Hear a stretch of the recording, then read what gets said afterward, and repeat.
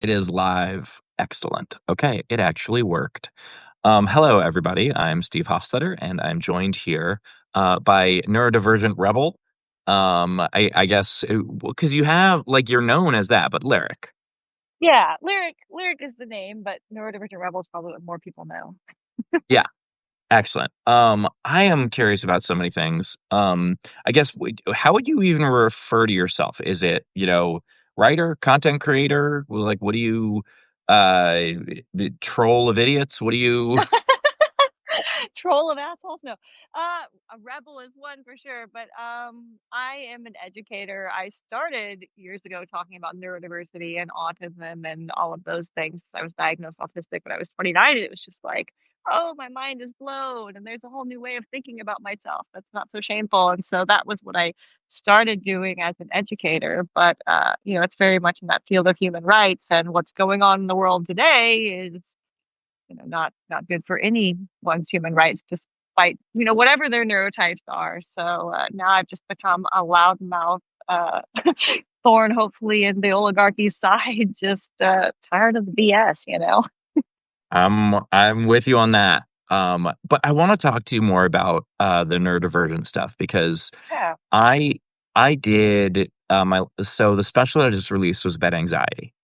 And Okay. that's something that I wasn't diagnosed in having till very recently, or relatively recently. I mean, I'm 45 years old, so I was already in my 40s. And it is something that people tend to self-diagnose these things. Oh And yeah. people tend to diagnose other people with these things incorrectly as well. And I do know that as an adult, it is somewhat difficult to get diagnosed.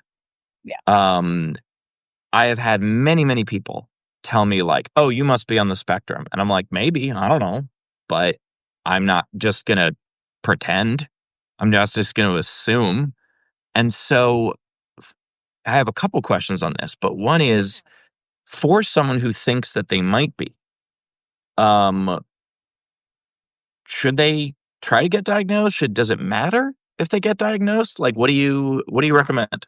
I'd say that depends on the person and maybe even where you are in the world, considering that we've got RFK in America saying we want to compile a list of autistic people, which is really questionable. Also, just knowing I have parents in my community who one had their diagnosis used against them in things like family court. And so you've got to really think about, is the diagnosis going to help you or potentially add more risk to your life?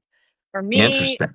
it was life saving because, I'd kind of stumbled across like autism once upon a time, months prior to my diagnosis. And then I read all the medical way it was described medically, and I was like, yeah, I don't think that fits because it was just very gloom and doom and just not the way I would see myself as a person.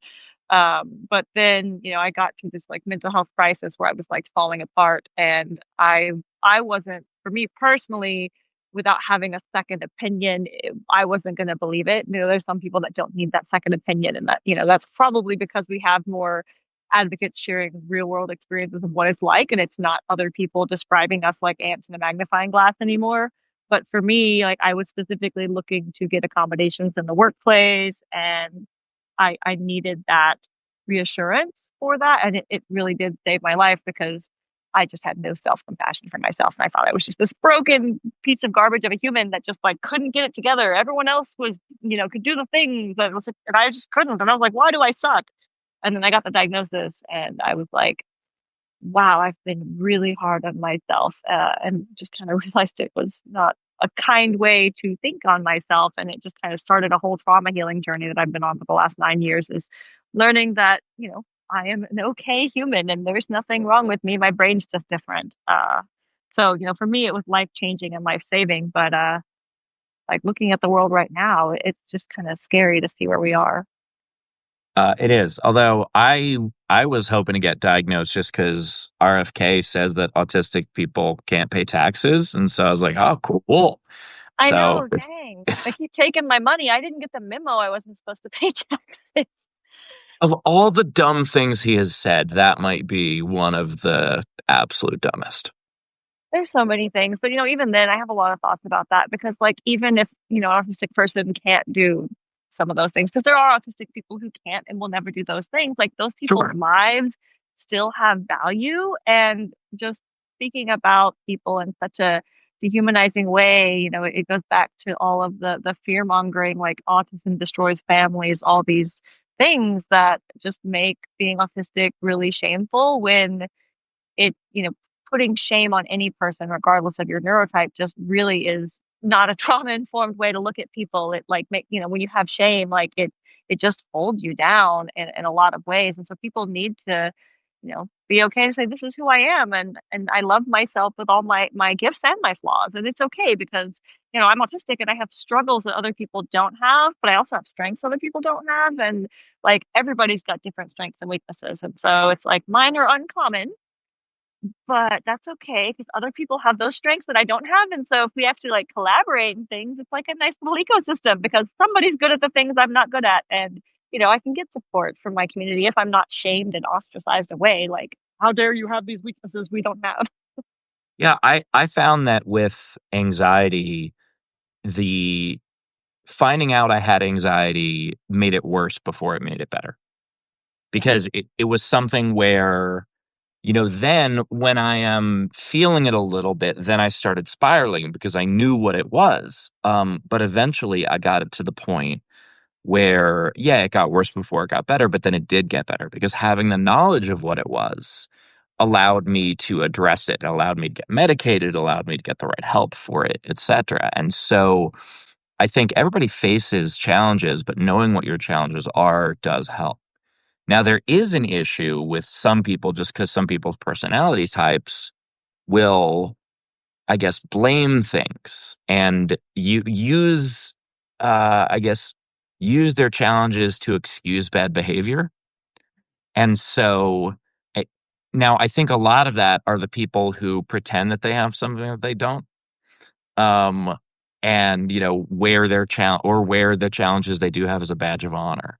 And so I think what you said was, it was interesting, the idea of like, does the diagnosis add more challenges to your life? And that is something to think about, but it's also, I wish people were honest with themselves about their personality type and, whether or not they would, I guess, almost lean into it unfairly. Does that make sense? Yeah. And I feel like, it's not for me to say whether someone is or isn't. And, realistically, unfortunately, there are autistic people who are just deplorable a-holes. And that's regardless of any neurotype. Like some people are horrible people, and that's regardless of what their brain is. They're just bad people, whether they've got a diagnosis or not. And Yes. unfortunately, people sometimes don't know how to take accountability. We live in a culture that kind of, because shame is such a big thing, like people are like literally afraid of making mistakes. People don't learn that mistakes are okay and natural as long as you learn from them. Like, I grew up with Bob Ross, so I'm like, okay, happy little accidents. What can I learn from it? But, even I had this period in my life where I was kind of very averse to being told I did something wrong because like I got in trouble for doing things wrong my whole life, and it was like a point of shame. And so like I had to kind of go over to have a mind shift of, okay, it's okay to make mistakes. It's not like a personal failure as long as like I use it to make me become a better person. But people are like literally afraid of accountability sometimes. And I think that's because we have a punitive society that like wants to punish and shame people when they make mistakes instead of like, hey, mistakes are part of learning and growth and they're natural. And what matters is like, if you make a mistake, learn from it and do better next time. Well, and you have both ends of that because then there are also people who just have no shame. They're the people who will stand up and make announcements on an airplane about their life, and and the people who will just post post unsourced memes as if they're fact, and when they are told otherwise, and they're just like, well, fuck you. Like instead of taking any sort of accountability, I think that both are unhealthy. Um, Oh yeah. yeah, like I never thought about it that way because I was always like, "Oh, I'd like to see a little more shame back in society." But then there are also people like I think about it and I fall under the description that you were saying, the idea of, being so horrified at the idea of being wrong. And, some of that leads me to do my research so that I'm not wrong. And then when I do make a mistake, have to remind myself, and especially over the years, I've gotten a little better at it, but just the idea of like, no, it's okay to say, oops. It's okay to say you missed on this one. Yeah, and in my experience, like when I make a mistake, even if it's like now that I've gotten used to owning my mistakes, like even if it's not intentional, and I didn't realize like how something I did was going to impact people, like my community, when I'm like, hey, all like I missed the mark on that one. Thought that was hurtful in ways I didn't realize it would be. Like my community is so appreciative that I can actually take accountability and be like, let's and actually like more importantly do better in the future, like I Yeah. hate meaningless empty apologies. They tick me off. It's like I'm not going to apologize if I don't understand and believe that I've really done harm. I need to understand and comprehend so that I know I'm not just apologizing for no reason, and also because I need to know so I can change my actions. But to me it's like change behavior is like way better than an apology anyway. But like people really appreciate those of us who can honestly take accountability for things because it's unfortunately really rare. It really is, and I think that, we see all kinds of examples in society. I'm a big baseball fan, and so one of the examples I like to give is the reason that people never forgave Pete Rose was because he spent 20 years telling them that they were wrong and that he never did what he obviously did, and etc. Whereas if he had simply just come out in the beginning and been like, "Yeah, I bet on baseball and it was a mistake and I'm sorry," I think he would have been banned for like a year and then would have been in the Hall of Fame. Because like America is a very punitive society, but we also do love to forgive, which is kind of a weird other element of that. We love when people do take accountability and people do say, "Yeah, this one's on me and I'm so sorry and I'm going to work on getting better." But there are so many people that don't do that. There are so many people that just gaslight you and I mean we've seen this in the Trump presidency a ton. The idea of, we were always at war with East Asia. We were always at war with Oceania. Like we see these examples coming from them. But I do think that if more people were able to stand up and take accountability, I think I think people would move on from their mistakes. Yeah, and for me, it's like I love honesty. One of the autistic stereotypes I fit is I do struggle, although I've been working on it for 9 years, to tell like if people like are not meaning what they say, like because I naturally I want to take people at face value because I'm kind of a face value kind of a person, and I've unfortunately learned through the hard way people aren't always just honest with what they say, which really sucks.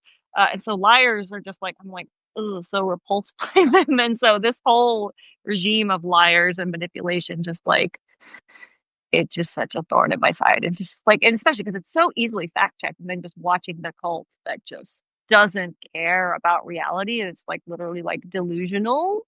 It Yeah. just, I just, That's something I never thought, we'd be here where we are. And sorry, my hotel air conditioning just kicked on. But I know this is not my house. I did not choose these paint colors. But the the idea of facts not being something people care about anymore. And the idea of like I've tried sometimes to, even when I'm talking to someone, to go, okay, tell me what source you trust first. So that way they can't be like whatever I bring up to them. Oh, well, that's just CNN, that's fake news. Be like, okay, well, but do you also think it's fake news when Fox News said it, a source that you have tried that I don't really trust, but that you trust? Do you think that's fake also? Do you think that, like, someone once asked me what my source was for, I was citing the census, and they're like, "What's your source?" And I was like, "The census. My source is the thing that I'm talking. What does that even mean?" And like there are people who have argued with me about the number of population and the degrees if the temperature was a certain day, and it's like if we can't agree on that, we're not going to agree on anything. you can show them a video of Trump saying something and they'll be like, that's AI. Yeah, Like it doesn't matter. Like that's just like, I don't believe it. It's like I'm showing you a video right now. Oh, that's fake. I'm like, what? yeah. You could show them a video of them saying it, and they still won't believe it. Yeah. Um, One of the things that I find very interesting about your Facebook is on, and by the way, first of all, thank you so much for sharing so much of my stuff. It was very kind of you to do. I enjoy But your stuff. My spouse, who's not here right now, loves your comedy and has introduced me to you, and you give me good chuckles because we need humor right now. Just say thank you for bringing humor to shit situations. well, please pass along my gratitude. Much appreciated. Um, one of one of the things that I find interesting is on all your I think it's all your posts. You post a comment to the effect of "I'll do what I can to moderate this," and Yeah. I don't want any room for negativity and people bashing each other and etc.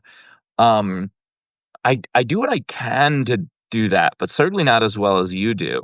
I know my reasoning for it. I'm curious on yours. Well, originally my space was very geared on education around neurodiversity and neuroinclusion, and that was kind of the original intent. And so I wanted to create a safe space for dialogue and learning and for my community members to share and engage with one another in a very like safe, trauma informed kind of a space back when I really didn't even know what I was doing yet as far as that respect. And so the reason I think my page is a little easier in that respect is that I've been at it for 9 years and I started by carefully curating that community. And as soon as they gave me that feature where it's like followers only can comment, it was like so much easier because you have to be an established follower to engage in my community. And then over the years, like some of my friends who I really wish I could pay them and have them on staff, but they were just already hanging out in the community and they just kind of would like text me and send me a screenshot and a link like, hey, look, there's an a-hole here. And I'm like, oh, thank you. And so now I've got like some of my close friends who I trust to have my phone number and they'll text me and be like, you see this jerk? And I'm like, I'll go snack him out if I don't see him.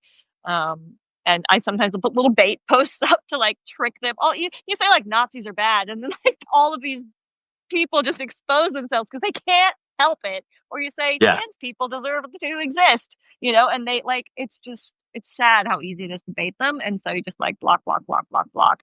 Say Christian nationalist is bad. Like they can't not out themselves. And so at least once a month I do kind of a cleanup where I trick all of them into outing themselves so I can remove them from the space because I just they have so many like they have their own echo chambers, they have their own platforms. They took over Twitter, which used to be my home once upon a time. Oh, I miss That's where Twitter. I started. I loved Twitter and just like the fact that they took it over and turned it into a Nazi cesspool. I hate it so much. And so it's like we like they've created all their own echo chambers where they spew hate, and I'm like, we maybe a different kind of echo chamber is the answer to that echo chamber, and I don't really think it's an echo chamber because you're allowed to disagree with me. I don't actually like yes people that kind of make me ill, but don't disagree with me on human rights and like who deserves to exist, and don't enforce social hierarchies in my space because like those are my space is designed to destroy social hierarchies. So like those are Yeah. kind of the main rules, and don't be an a-hole, be kind to one another.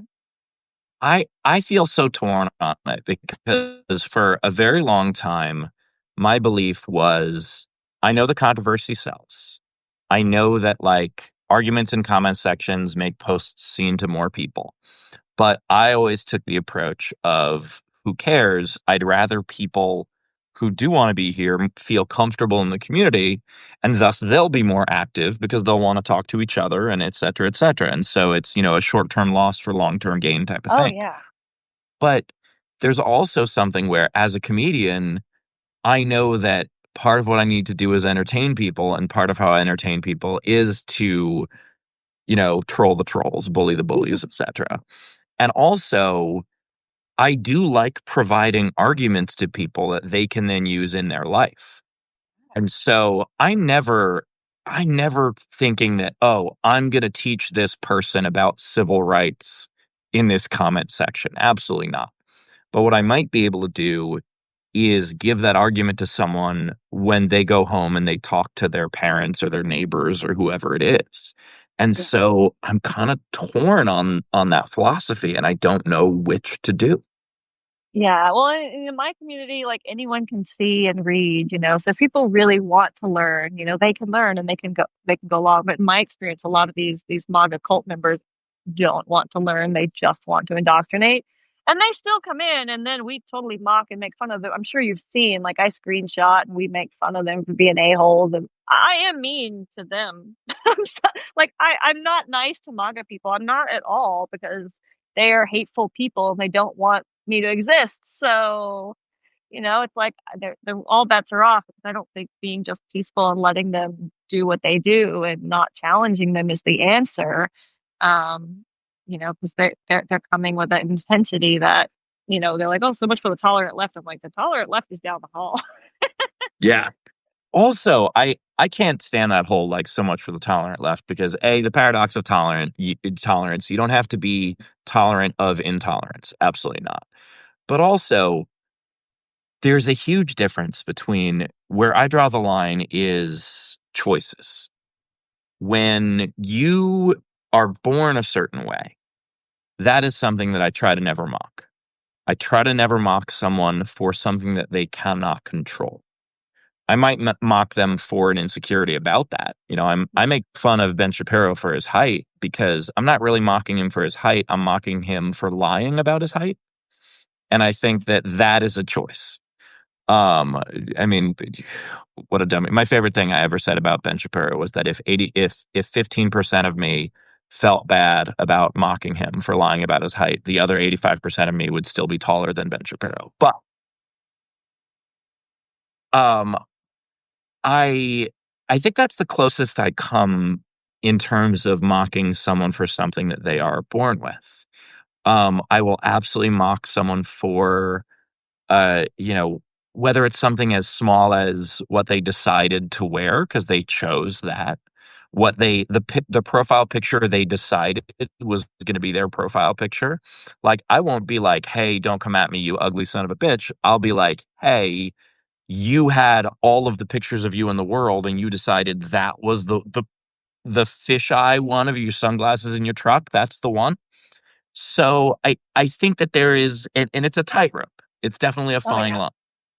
line. But I think that that's what they're missing when they talk about, "Oh, you're not being tolerant." It's like, no, I'm mocking someone for something they chose to do. Oh yeah, like his orange makeup that he can't blend. I'm like, I'm sorry. You choose to put that orange makeup on your face, especially when you're like racist and you're like anti people who have darker colored skin. And I'm like, you're gonna paint yourself orange like a freaking Oompa Loompa? Like, I'm sorry, that is free game on the table. Yeah, as a naturally orange person, I take a lot of offense. No, I just mean my hair. You're Um, not really orange like he paints himself. no, no, He no, no, no, is no. My skin, orange no. like a carrot.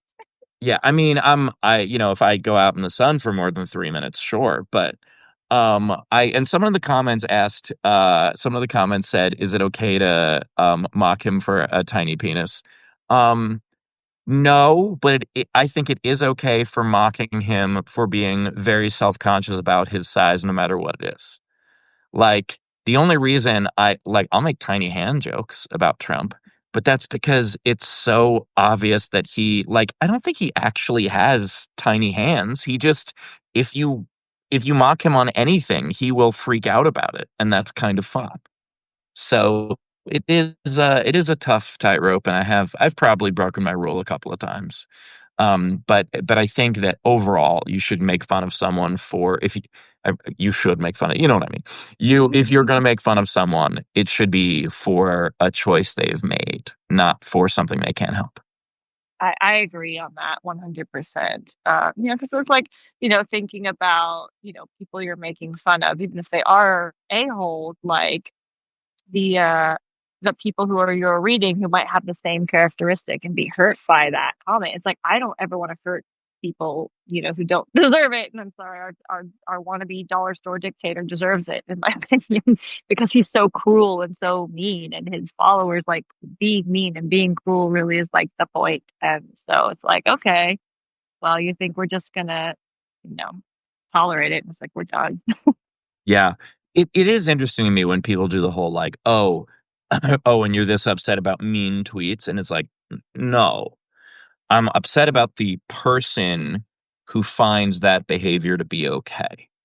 Like, I'm out there, I joke around on threads where, like, I refer to myself as the ratio, like, that's my secret identity, and like it's not about being mean. It's about starting shit with people who don't deserve it. It's about I'm not a huge I'm not a huge fan of the phrase punching down because it it, it creates an inherent ladder of like who's beneath you and who's above you. But Yeah. like but the idea of the phrase I like. I like the idea of, every joke has a victim. The victim in real life should not be the victim in the joke. I think that's where I draw the line. Um anyway, point is we don't like him. He sucks. He's a jerk face. Yes, he is. I don't remember who posted it, but someone like posted that picture of him mocking the disabled reporter and said, "I can't for the life of me understand how this wasn't the end." Yeah, it should have been. It's yeah, like I remember when Howard Dean screamed a little weird, and then that was it for him. Like, do you? I don't know. I assume I'm older than you, but like Howard Dean was running for president, and then very excitedly just kind of went, "Yeah." And, like, people made fun of it for so long. That was the end of it for him. That was it. And it was, it used to be in politics, it was like, a misstep, and then people harp on that forever. Now, part of it is, Trump is actively trying to flood the zone and, give us so many things that we can't even concentrate on one of the like, the fact that him raping children is only part of the conversation right now is because they're flooding the zone so much. But it is wild I mean, that was before that. It's wild that he was able to survive that. It was wild that he was able to survive the grab him by the pussy audio leak. And J6? Like, yeah, like, January 6th also, like, there's so many moments that should have been the end of it, and then we're still here. It's just wild to me that do you we've gotten this remember far. do you remember the interviews with like Congress and Senate like the day after January 6th? Like within it was like that day and the day after.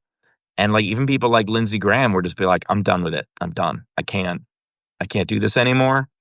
And I was like, okay, the tide has turned. Everything has changed.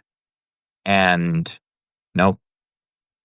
I don't Yeah, know. I don't know what kind of compromising material that they have on some of these people, but I feel like it's got to be that. yeah, it's like, are they all on the Epstein list? What is it, you know? Yeah. There could be various lists. It's not just Epstein. They could have all Oh, done yeah. something terrible. And a lot of people in those positions do something terrible. Oh, yeah, for Um, sure. but you had the couple of people, the Kinzingers, and I mean the idea that I was agreeing with Liz Cheney. What the hell happened? Like what? Yeah. By the way, do I hear a dog?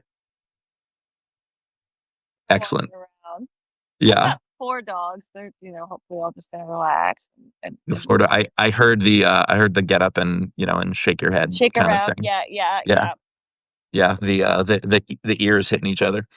yeah. Um, Well, before we wrap, and it's great to talk to you. And Great. like I said, I really appreciate that you've been sharing my stuff, but I also appreciate the work that you do. I think that it's something that's very important, and especially in a time like this where the neurodivergent community is being vilified for no freaking reason. I mean, I guess I would say the reason is Tim Walz really hit on it when he started using weird to describe them. The reason that got under Republicans' skin is because they are so obsessed with fitting in. They are so Yeah, obsessed with dressing the same, having the same haircut, driving the same truck, etc. And to them, not fitting in is the worst thing that you can be. yeah, And so when some of those folks look at a community like people who are neurodivergent, immediately they go, "Oh, they're different, therefore they're bad." And I think that that's where a lot of it comes from. So yeah, I just wanted to say, thank you for doing good things. well, right back at you because, I think everyone right now, it's like, we need everybody who has whatever resource they have, whatever that is, like, to be attacking this problem because it's such a big problem that, I love that you're attacking it with humor because honestly, I think, they can't take a joke, you know? And so I think that's good. Like we've got all these different ways we've got to attack it, but like, you know, the more people working on it, the better. And you know, I think it's just so important that we're all sticking together on this and we're not like tearing each other down and hi Bear. And we're Yep. all supporting one another. So, you know, thanks for everything. What are you doing, you silly thing?